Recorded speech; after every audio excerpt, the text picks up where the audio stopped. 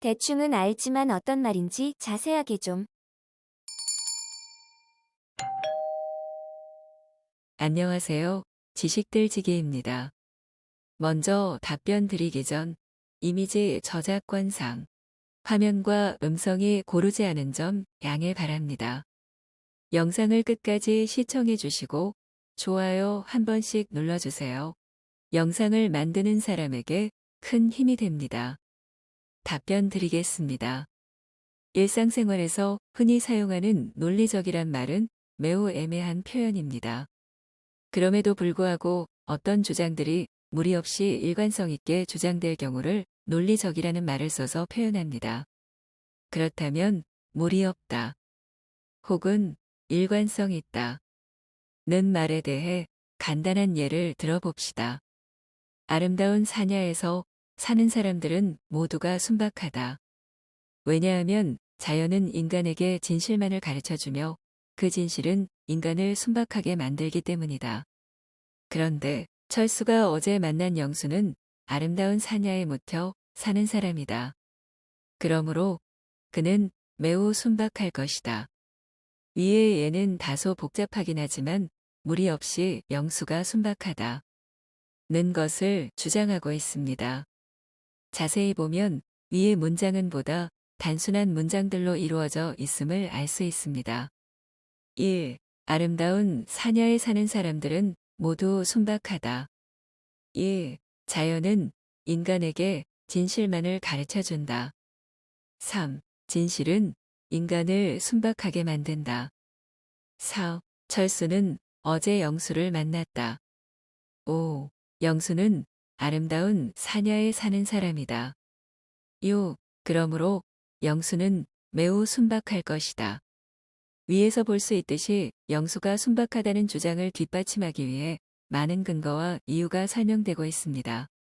즉, 6의 문장은 말하는 사람의 결론적인 주장이고 1, 2, 3, 4, 5의 문장들은 이 주장을 뒷받침해주는 근거나 이유의 문장들이 되고 있습니다. 그런데 위의 예를 무리 없다든가 혹은 논리적으로 받아들이는 이유는 결론적인 문장 6과 그 문장을 뒷받침해주는 문장 1, 2, 3, 4, 5의 관계에서 찾을 수 있습니다. 즉, 결론적인 문장은 문장 1의 주장을 참이라고 믿기만 한다면 그 문장을 뒷받침해주는 문장들로부터 일관성 있게 귀결되기 때문입니다. 다시 말해서 논리적이란 표현은 어떤 결론적인 주장과 그것을 뒷받침해주는 주장 간의 관계에서 결정됩니다. 위에 예에서 주의 깊게 보아야 할 부분은 여러 개의 문장들이 모여 어떤 하나의 주장을 한다는 점입니다. 논리적, 비논리적이란 표현은 철수는 어제 자전거를 샀다. 처럼 하나의 문장에서 결정되는 것이 아니라 이 이외의 여러 개의 문장이 모여 어떤 주장을 할 때 그 문장들의 연결관계에서 결정된다는 것입니다. 즉, 논리적이란 표현은 이미 알고 있는 사실로부터 새로운 사실을 유도하는 논증과 밀접한 관련이 있습니다. 논증이란 하나하나의 문장이 아니라 적어도 2개 이상의 문장이 모인 어떤 주장을 말하며 논리학은 그 문장들 간의 논리적인 상호관계를 다루는 것입니다. 논리라는 말은 말의 이치를 의미하는 한자어로 되어 있습니다. 예컨대 물리는 물질들이 변화하고 작용하는 이치를 다루는 것이요. 논리는 말로써 따질 때 따라야 할 이치를 다루는 것입니다. 또 논리에 해당되는 영어 로직도 역시 말을 뜻하는 힐라버, 로고스에서 유래한 것으로 알려져 있습니다. 어원적으로 보면 논리란 말에 관한 것이며 말의 이치를 따지는 것입니다.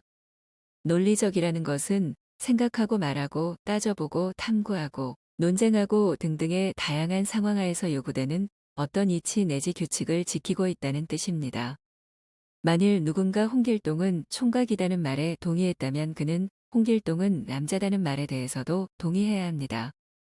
홍길동은 총각이다는 명제는 참일 수도 있고 거짓일 수도 있습니다. 그 명제가 참이 되기 위해서 지켜져야 하는 이치도 있을 것입니다. 또 우리들이 우루과이 라운드에 대해서 얘기하고 있는 중에 홍길동이 총각이라는 명제는 상황에 매우 적합하지 않은 진술이 될 것입니다. 그러므로 각각의 상황에서 적합한 진술이 되기 위해서 지켜져야만 하는 이치라는 것도 생각할 수 있습니다.